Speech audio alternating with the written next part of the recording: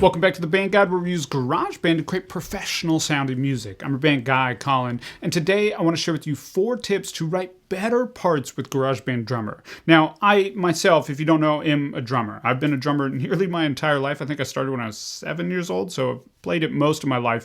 And it's my primary instrument, my favorite instrument, and I really never thought I would like a virtual drummer.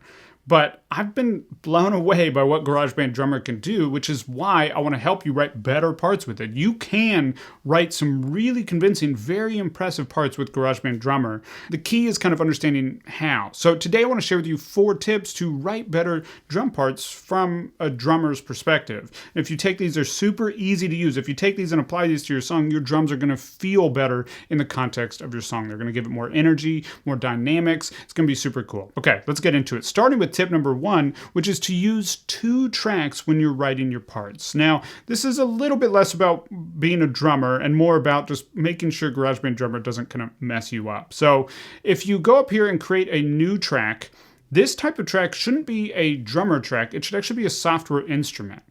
So we'll hit create here, and once we have this track, we're going to go back and go to drum kit, and then just select whichever drum kit you like. They're all fine. It just depends on the style of your music. Find one that works for you that you like. In this case, we'll just go with Detroit Garage. And now what we can do, because this is a software instrument track, is I can select my region or select multiple regions just by dragging over them. And I can hit Command-C on the keyboard to copy them, and then go back to where they start, select my software instrument, and paste them. Now, this gives us a MIDI track that can't accidentally get messed up. The thing about GarageBand Drummer is it's amazing, but it unfortunately can get kind of accidentally messed up really easily. You could accidentally just shift this, and all of a sudden you see it just changed the part that's being played, and you don't necessarily want that. So once you find a part that you like, you want to lock it in. Now, I've done a whole video on what else we can do with this MIDI track. It's a super helpful, powerful tool. I'll link to that above here. Definitely check out that video because there is more you can do here. But for now, you want to use 2 tracks when you're creating your GarageBand Drummer part. Okay, so that's tip number 1. Tip number 2 is varying your right hand. This is probably reversed for you because of the camera and stuff, but this is my right hand. And as a drummer, your right hand is really carrying the song in a lot of ways. Your kick and your snare are the main rhythmic elements. So if we listen here to this part, let me turn off what the right hand is doing. So that is the kick and the snare, and that's your left hand and your right foot typically. And that's really kind of the rhythm, but the right hand really drives the energy. So if we listen here, now my right hand is on the toms. It could also be on the cymbals. It could also be on the hi-hats, right?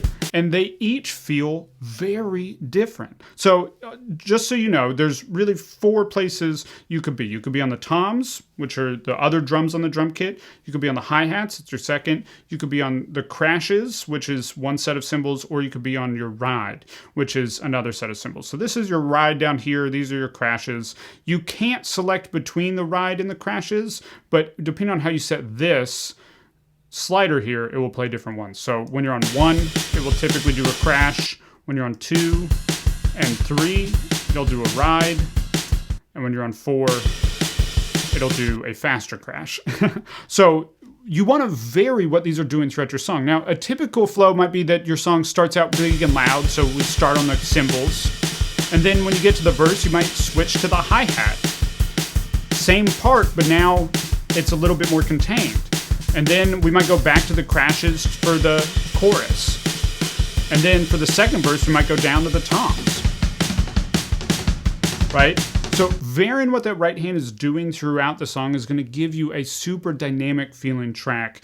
Really, really powerful. And speaking of the right hand, that's actually part of tip number 3, which is to vary your intensity. Now, with intensity, this isn't just how loud it's being played, but what that right hand is doing is a big part of the intensity as well. So, for example, right now we're on setting 3 here on our toms. And that's very intense. If I go back to 1, now I'm just doing this, right? Let me actually turn off my kick and snare. Very simple. If I go up to 3,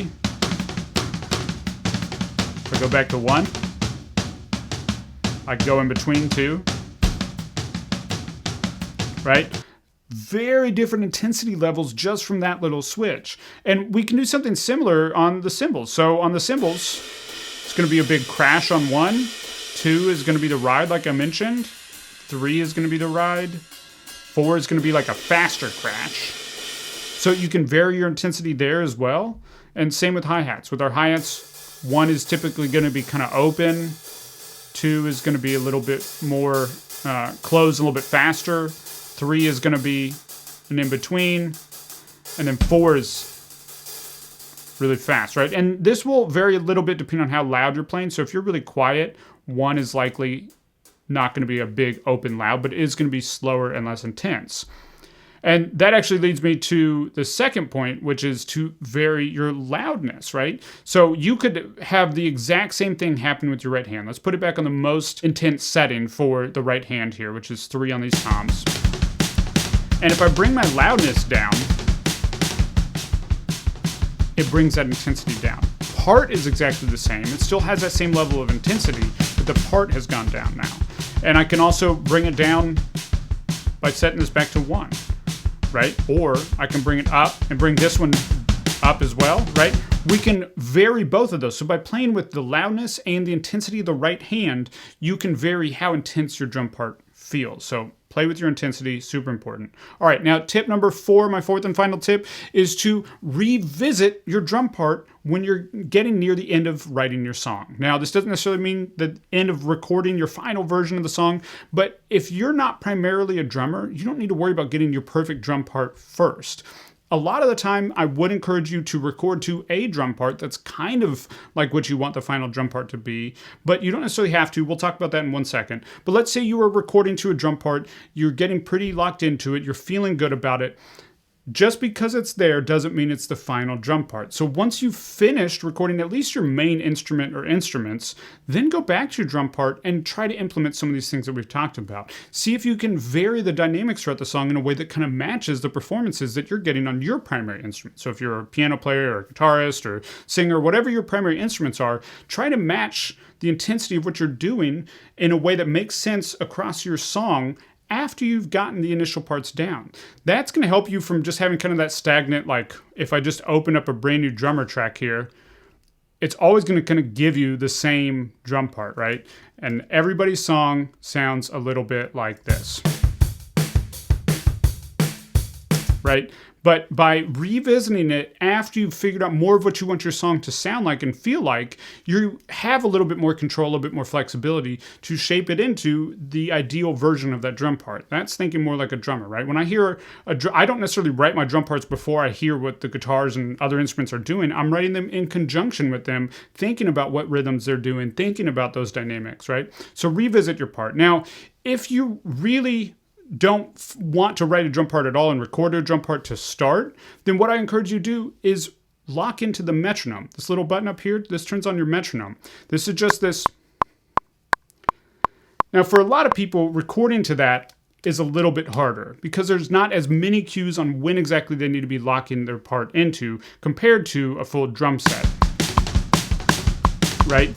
But it also can really highlight to you where you are a little bit loose. So even if you're recording to a drum set, I encourage you to have the metronome on because no matter what, your drummer is going to play to that metronome. So you need to be playing to that metronome. Now, if you record just to the drummer without the metronome on, you can probably be fine, be close there. But if you're really not finding a drum part that's working for you initially, start by just recording your parts to just the metronome. So again, you'd just be recording to this. Dun, dun, dun, dun, dun, whatever your part is, right? Lock into that metronome, get really in time with that, and then fill in your drum parts around it. This is not an uncommon approach. As I said, even as a drummer, I'm usually writing to what the other people are doing. So why not treat it the same for yourself? Again, it might help you to record to a little bit more of the drum parts, but they don't have to be your final parts.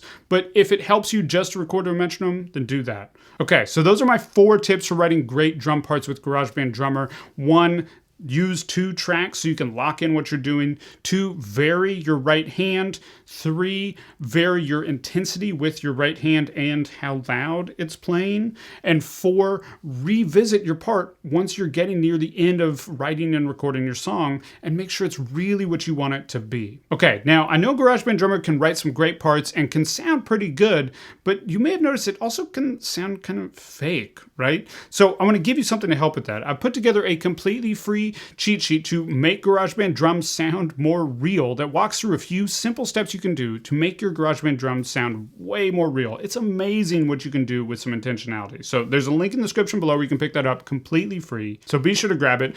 And before we go, I want to hear from you. Do you have any tips when working with GarageBand Drummer? I love it, but I feel like I'm always still learning something new about it. So let me know in the comments below if you have any tips. I'd love to hear them. And if this video is helpful, be sure to like, comment, and subscribe, and I'll see you next week with another video.